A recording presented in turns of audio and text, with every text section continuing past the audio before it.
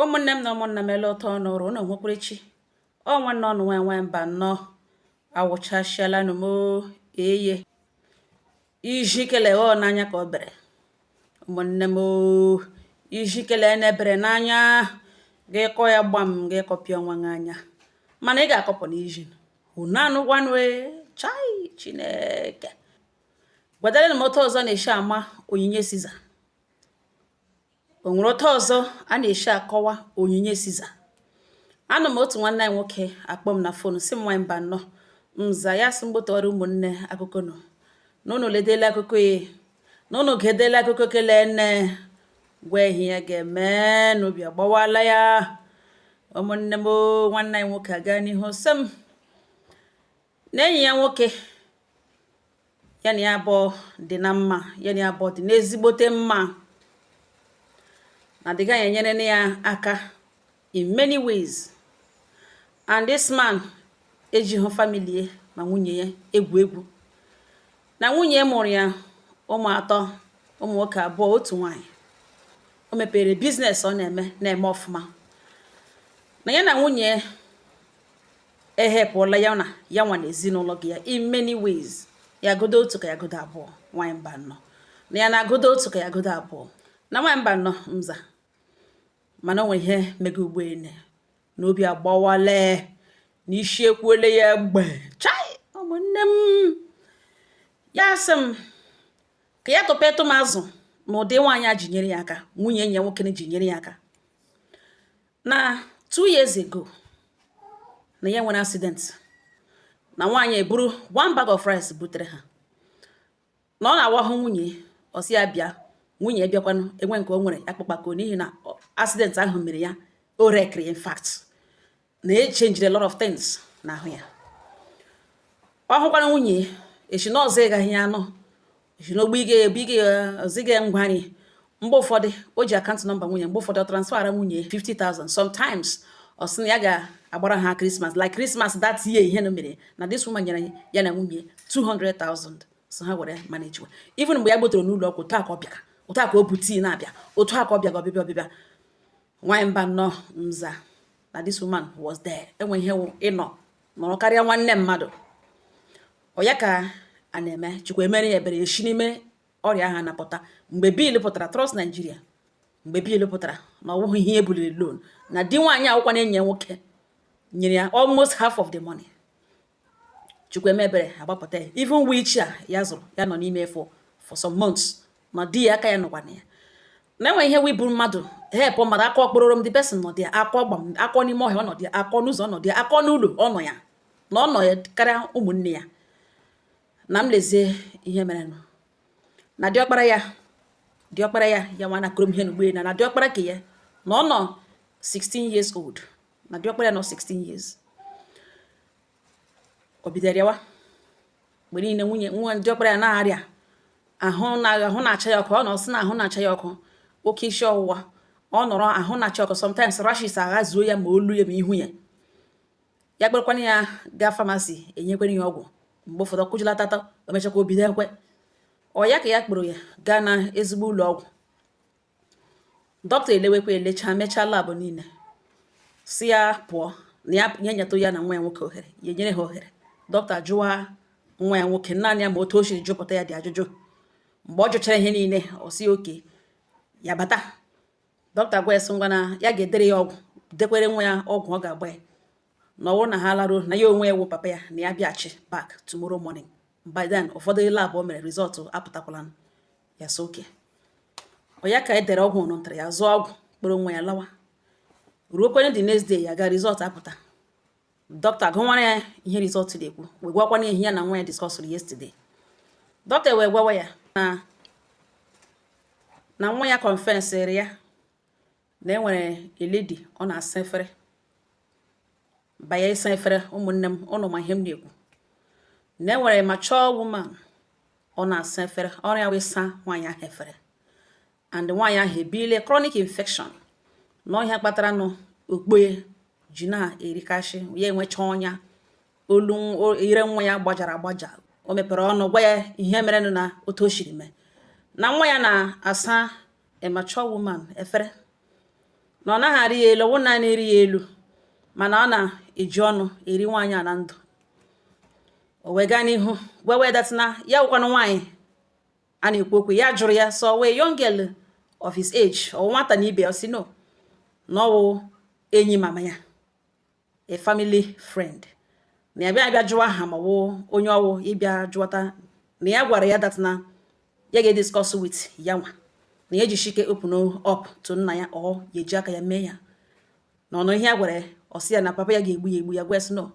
na ya ga-agwa mpa ya ka ọ hapụ ịkụ ya ihe ka mpa ya hapụ iwe n'ụdị nke ọ ga-erute ịkụ ya ihe n'ụdị ahụ o ji atụ gị ụjọ na ya ga-agwa mpa ya so na ebiko akụkwala nwa ya ahụ ihe na mana ọ dị mkpa ịmara nwaanyị ya na ya na-eme ihe a use law against that woman if possible o enwe ihe ọ ga-eme na nke fọrọ afọ na ọ fọrọ ya ka o nwee ike stay away from that child na ọ na-enyekwa ya ọgwụ ọ gakwa na ọ na-aga eripitikwa ihe ọ na-eme ọrịa ahụ agaghị ala n'ihi na ọnwụ ya na nwaanyị aṅụghị ọgwụ and nwaanyị ahụ ekwesịghị ihe afọ for his age. Ọ si asị n'oche si dọkịta sị gịnị na nwa ya nwa 16 years ese werere ọnụ kpige n'ikpu nwaanyị asị nọọsị gịnị ka ọ na-akọ nwa 16 years ihe ya nwa awụ nna ya na-emeli na-enweghị ike ime n'elu ụwa tili ya nwụ. Ọ sị na nwa ya nwa 16 years mere gịnị not even with nwata ibe na onye nwe onye kewa nọ ọsọ wee nye mama ya ọkụ ya n'isi ikpom si akwụkwala enyi ya nwoke nọ nwunye na ọ wụrụ ya isi agba ya ngara ya sị ile enyi ọzọ ya nwere nọ ndị a bụ ndị wụ family friend na ọ wụ this man wụ family friend ya nwere ya na nwunye na ha wụ family na like ya gwara ihe echege mgbe ụfọdụ ọbịa sị akwụrụ ụgwọ akwụkwọ na ya ga-akwụrụ ụgwọ akwụkwọ this and that ya hụta na family ahụrụ ya na ya gwara ihe echege na ya gwara ihe echege ara agba ya na ihe dọkịta ọgwụ dọkịta dege ya na-eleba iru aka ọ dị ya ka na another word ọ dị ya ka ala mepe ya dakpuru iwe na ọnụma and ya ekwele dọkịta nkwasị ya gaghị aka ya besides ya na akwụkwọ na ihe na nwatakịrị na-ekwekwu ya ka ya ogologo kakwana ya na ya na-ejighị ịkọ ihe weli raise ụmụ ya na ha dịcha obedient na enweta nwaanyị achị kọna pịa nwa ya ibe menwede ihe ya weta na nke ya na-ama na ka ya larụ na nwaanyị mba nọ ya were ọgwụ edere hedma na famasi ga-azụcha ọgwụ ndị a injection edekwere na ya elo ozugbo nwa ya nọ na-ahụ ya ka elo ji apụtawa eji because o fidere ya ga-eji okwute something in fact ya ga-eji plank alawa ya isi because ihu ya ejiri bata onye hi ọnụ ọ pụtawa eji ọpọchịkwa na-achọzi opportunity ejiri ya ka ọ gbalaga ya kpewesị ya bata n'ime ụlọ ka ha discuss man to man because o menwere ihe ndị adult ya bịa ka ya na ya bụ ọkpa nkata man to man nwunye sọ dịkwa na mma result ọ dị mma ogini ka ikwuru ogini result ọsịkwana gịnị ya sị nwunye na ọ bịa ahụ na ke na o jule ya anya ya jụọ nwa ya nwoke sị elee nwaanyị nwanụ ọsaga efere nwunye ya etie chimegbuole m efe gịnị ọ sị nwunye etiwe fọrọ ihe a wig okpi n'isi okpi jirila okpi ji ọ chọrọ ịpụ apụ ofro wig fọpụga nụrụ nga mepatakwe kọl kpọọ ndị mitin ha village mitin na ya agaghị abịa mitin eji ha ahụ n'isi ịkọ ga ngarị ya agbanyụọ fon si ya sị gị na efere onye ka nwa ya saga nwa ya nwoke onye ya bido kọwara jụwa ya sị na elekwa ga aka ya mana na dọkịta agwaghị ya that part na nna onye ka ọ saga efere lee nwaanyị ọ saga efere ya jụwa nwa ya nwoke si lee onye ọ saga efere lee nwaanyị ọ saga efere na ya achọghị repeat onwe na ọkwa mana ọrịa ọla dọkịta ka dọkịta nwee ike rịọ ya nwa ka ya teke ya izi with him ya osi yes na ọkwa izi ahụ ka ya teke ikekwe na o mekwele ka arapụ ya na o mekwele ka eshi n'oche na bilie na ihe ya ga-eme ya na ọ ya nwa mụrụ ya na ya ga-agwakwa ya na ote ya eshi mmụọ ya na enweghị ya na ga-emeli na ya kwele ka ya repeat onwe ya ọzọ olee nwaanyị ọ na-aga asa efere kedu nwaanyị ọ na-aga eri otele ya eshi ezigbo nri oriokiri jucha afọ ya ọṅụọ mmiri o zurughị ya ọ ga-kpughe otele nwaanyị ọzọ were ọnụ kwụ ya ba na olee nwaanyị ọ saga efere asọ origo otele ma shima anọ ma ọ raga nwa ya achọghị ikwu mechaa kpuo ihu n'ala mmanya nọrọ nga ala aka lara ihe flawa ves na ebe ọkọtara ya n'isi ọ na-enwu buru ya bịaja ya gụọ ya ihe adapụda ya n'ala mmanya jụwa eso wo onye ka ole nwaanyị ibe ya ka origo otele ya ka ya mara ogịnị ka a na-akọ ebe niile hụrụ ọkụ ihe nụtara wuju ọhịa nwa nọkọwara na nwunye enyi ya nwoke nụtara ya na di ya na-emere ya ihe niile nọdịa for her nọdịa for him nọdịa for the family ya ebebe ha kwakparara m ya ga-abịa lekwe di ya ka ọ bịacha ihe ọbụla ihe nidiri ndị a na-asọpọtụ ha maka ha na a na-enyecha very generous ọsị ọwa onye o repeat onwe na nwunye that man ya jụọ sọ ruo ele mgbe ihe a bidere bewe ọsọ wụ by last year ya ihe a bidere mgbe nwa dị 15 years ya sị na ele na ụdị o ji bido bewe na ọ kọrọ ya otu o shiri bido ọgwa sị na the woman bịara n'ụlọ ha one day enweghị onye ya anọghị ya mama ya anọghị ya ụmụnne ya anọkwanaghị ya mana ya nwa onye anụ ya n'ihi na o leke bọọlụ the woman abata were oche nọrọ ọdụ bido bilite gwawa esi actually na ọwụhụ parents ya ka ọ chọrọ bịa na ya chọrọ ya bịa n'ihi na ya dị awa ebe mma ya na mpe ya gawara mana ya amaghị ebe ụmụnne gawara na ole anya ugbu a na mpompo ahụ ọ na-apụtawala nọ n'ọnụ ọwụla nwa okorobịa na ọwụ na ọ ga-ekwere ka ya were ya mee pet na enweghị ihe ọbụla onye diri ya na-aga enye ya elewe bido metụwa ya aka bido rịọwa bido metụwa ya aka bido ya isi efe bido gwawa chetewechara ihe niile o megere parents ya nọkwa mana ọ ya na di ya gbara papa ya n'ụlọ ọgwụ nọkwa ya na ọ mana ụmụta ha na-echi enyere ha aka na o mee ya obiọma na onwe ihe ya gwawa ya sị na kwa ọlọla n'ụdị na brọda kwa ihe ọ ga-ewe iwe ọ gwawa ya sị nwa ya na-aga gwa brọda ya gaghị agwa ya na ọ ga-anọ between them na ọ wote ya na ya bụ o shiri lụọ ya into this ya jụọ nwa ya nwoke sị lekwana otu o shiri lụọ gide werezi isi ewe gị n'okpuru ya ọ na-ara witata ahụ obere nwa ha ka ọ gwawa ya sọ ọbịa that time ọ na ọhịa ọ na-asị ya mewe ya na ọhịa ọ na-asị ya mewe ya ya jụọ nwe so megidezina ọma ya ahụ ọgwa ya sọ makwaghị ya ahụ na ọ na ya na like ya but ọbịa bido ha ikwu na ya nyere mma ya aka nyere mpa ya aka ya enwezighị any other option ya na-emezi ya ka obi dịkwa dị woman mma hei nwanyị mba nnọọ ọ sị ewere aka kụwa so ihe niile nwaanyị na di emegide na nwa nwoke kwụga ugwe n'oke na ugbu a na ime okpe gbawasịchara ire ya gbawasịcha burucha anya ọnya na ire ime okpe ya ihe agha ya n'olu ngwọrọta ochikwata the woman na dị amama ya eji ahụ ọgwa ya cs na ya gwara ya ọgwa ya na ya were ikekere aka ya igbo okpere gawa ụlọ ọgwụ na parents ya ga-amata ihe megenụ o nyere ya ego si ya gaa famasi ga-azụrụ ọgwụ nwa so na ọ gwara ya and ọ dị awe na ihe ndị agaghị n'okpo na ya nwabiri eze na before ya na nwaanyị ahụ emewe ihe na enwere nwa skuulu ha ọ mara na nwaanyị nwere nwaanyị na-emekọrọ ihe mgbe ya sị mba na nwaanyị akụziri ya everything ọ gbaga ọbịa ya download video na from internet na-egosi otu a na-eshi eme ya eji otu ụmụ nwoke na-eshi eme ya were ire na-aracha ike na ọwụ nwaanyị akụziri ihe niile ọ na-agwa ya na ya mee ya na ọhịa ga-eme obiọma akpa ya ebidozie na-eme ya ka o nwekwa ike na-ehepụ parents ya hai nwanyị mba nnọọ ike kwụrụ ọtọ gwụ ya naanị ha na-echeta ote nwaanyị shi na-enyere ya aka mgbe e nwere accident 2 years ago na otu oshi ya na di eshi nọrọ de ọ ya ga confront igbo were polisi mee ya arrest di ga-amana ihe mere ihe na ugbo na-ebu asha marriage a ga-agbasa and this man hụrụ nwunye ya n'anya nwaanyị mba nnọọ mza na m juderele ya ụmụnne na m juderele ya mba ụwa na ọ bụrụ na ole otu ị ga-esi handle this situation na ya na-anara aka thinking that eche nye ya zuo aka nara ezoe n'ihu ya echewa aka nara kelee ya mahụ na ọ nwa ya ka ọ size ga from mgbe ya na ụlọ ọgwụ rute mgbe ya na ụlọ ọgwụ nwa ga n'ebe 14 years o rute last year nwa ya nọ 15 years nwa ya ebido imagine nwa ya na nwaanyị nọ na di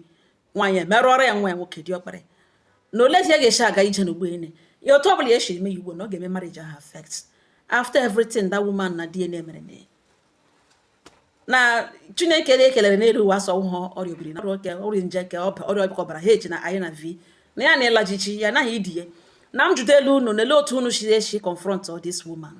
ọwa iji polisi mee ya arrest ka ọ wee si agawara onwe na ya si agawara onwe mgbe ụfọdụ ya na die na-abịa ọchị die sikwa na ya bịa ya gwa ya na ya achọghị ya n'ihu ha n'ụlọ die ga one way or the other na unu gwadele ọ ya eshi ebe a ya ebi kwapụga ka ọ ya gwa this man ka ọ ya were polisi mee nwaanyị arrest na unu gwa ya otu esi ya ga-eshi aga about it ụmụnne m ike akwụrụ ọtọ gwọ m enweghị nazi ike egwu mmadụ ike akwụrụ ọtọ gwọ m si wee aga m agbọtọwara ṅụ ụmụnne kele nne ka m hapụ ikwu na emotions m adị involved ka m hapụ ikwu ugbu a now ụmụnne ya sị nwa mba nnọọ take your emotions aside enwe ndị okwu adịrị aga m agbọtọwara ṅụ ụmụnne enwe ihe ọbụla ha gwara ṅụ gị were emere okwu ụmụnne m ọ sị ole otu ya ga-esi aga about it na nwaanyị a na di ya awụghị ndị ordinarily ya ga-eji gwu egwu na nwaanyị na ome abatala n'ime ụlọ emetọrọ ya nwa isi nwa ya na ndị a this woman na di ya enwe ihe wụ enyi ka nwanne na di nwaanyị anụghị a no destin na marriage ahụ agwụla bịawụrụ n'ihi ya ka marriage ahụ ga-eji gbasa na that woman ya na-agwa m ihe na nwaanyị mba nọ na mmụ ya nwata nwaanyị na mma na agwa ya n'elu ụwa na ọ ga-apịta ebe ụmụaka nọ ọ wụrụ nwa ka ya ọ wụrụ nwa ewuru aka nye gwara aka ịkpa na-aghara ha ya na m jude elu na ọ wụrụ gị ihe mee ihe ya chọrọ ime na ya ga-awụ ajọ mmadụ a ga-asị ọ gịnị mere odi hụ save marriage enyi ya nwoke na ọ gịnị ya amaghị ya na nwunye ya were ọnụ na-ele onwe ha na ya akpọla ya na fonu gwa ya sị na nwa ya nwoke agwacha nne ya otu o si bige ya ọrịa na otu o shiri ekpughego otele nwa ya nwa 16 years were ọnụ na-abịa saa ya otele mmiri nwa ya nwa 16 years ya na ihe niile o mere ya onye ihe opportunity ịnọkwata bịa kelee ya na ụdị ya ga-eji kelee ya o ji aka ya nye ji aka ya nara ha ihe ọ chọrọ iwere n'ime ndụ ya ọ bata na famili ya gbawa ya ka nara ya nwa nwoke a young boy nwa 16 years under age ka o nwere mind kpughere ya ukwu o jiri mụ ụmụ nwaanyị nọ na di so nwa obere nwa ọhụrụ na ọ racha nwa na ọ dị Chineke mma na ọ dịrịla mma ọ rịọ wee sị ya biko na ya ga-abịa na ya biko wetuo olu ala na ya biko na ya biko na ya ga-abịa ọrụ ụwa na awa wụchachie were ikpere ka o ji shi na-eji bata n'ime mmụlọ echili aka elu si biko si gbaghara na ọwa ka ọ na-ekwesị na ụdịrị echiche dị otu abatabekwe n'ime ya amaghị ekwensị ya ozuru ya na-ele nwunye were aka kụwa aka na-ele ya na nwunye na-ebe akwa ka ụmụaka ya na-agwa esila ekwe rizọtụ nwa ya ọgwụkwa na ọ makwana na nwa ya nwa nwere infection because according to nwa ya ọ gwara ya onye ya ego ọ ga-eji gaa na famasi ga zụrụ ọgwụ obere nwa ga-emepe ire ya gbụcha achịcha mụcha wundu n'ime okpo ya oge iriri ya na-eyacha ilu ihe ya na afụ ya ụfụ atụ wundu about 5 places n'ime okpo ofu nwa olu ya outside ebe ahụ ihe aghacha ya nwa ya na-acha mmiri ahụ ka nwatakịrị iri ihe na-achịrị ya ahụ elu ihe ọ na-achọghị ihe ọ na-achaghị gị na-afọ ọsị ya because na ị na-enyere nne na nna ya aka na nwanne ọ dịla anụ mma ọ sị dị woman na ihe na-ebe si ya biko na ihe ọbụla ọ ga-eri ya iji mechie okwu na m judelu unu na ọ gịnị wu unu ihe unu si ya mee ya gwa ya sị ọ bịa lawagodo ka isi kpakọ ya ọnụ ya kpọrọla nwa ya na-ebugharịla nnukwu ụlọ ọgwụ gwa ya sị biko ihe ọbụla ụlọ ọgwụ riri ihe ọbụla a nara n'ụlọ ọgwụ si ya gwakwa ya si biko save ore marriage ya na di ya tọpụta ya eji na ya nwụọ na ka ya gara aga na ihe biko ọrịa gị otu a ka ọ narịa na-ebe sọ ego ole ka ya ga-eweta ya okwu na-eri ekwu na ihe niile ọkọ ga-awụda ebe obi ya na ihe ebe obi ya na ogbo ya mega imagine ote nwa 16 years shi were ọnụ na-aga erigotele a woman that age nwaanyị tọrọ nwunye ya na ya bụ almost age grade na nwaanyị tọrọ nwunye ya ọfụma na nwaanyị mba nọ na mjude elu ụmụnne na ọ bụrụ na ele otu ị ga-esi aga about this thing ụmụnne m ụna ọkwụ na ahụkwala ihe a na-enye ya ụmụ nwoke na-ebe ruru ụmụaka na-ebe ụmụ nwoke adọt na-eme ha na-ahụ ha n'ịntanetị aga gowagowa obere nwa hụta nwa 16 years nwa ugbu a na otu ochi agaga na nwa 16 years a na-ahụta ya na otu ole ahụ nwekwara mana nwa 16 years ka wonder age nye awụrụ nwaanyị ka o mere ugbu a na-ebe na kpọrọ lewetala na ihe nwatakịrị a digide ya tụrụ ya na-agakwa ụlọ ọgwụ anya na-anakwata ọwụ na dọkịta ha jụghị ya n'ụdị naanị dọkịta motochi jụ ya na ya emepe opụrụ ọpụ kọrọ dọkịta nwa na irigide otele nwaanyị atili ya dị useless in life ọ na ifat ọ na imere gawa ọ na-arara gawa ọrịa ahụ na-agwụ ya anaghị tritili ọrịa ahụ because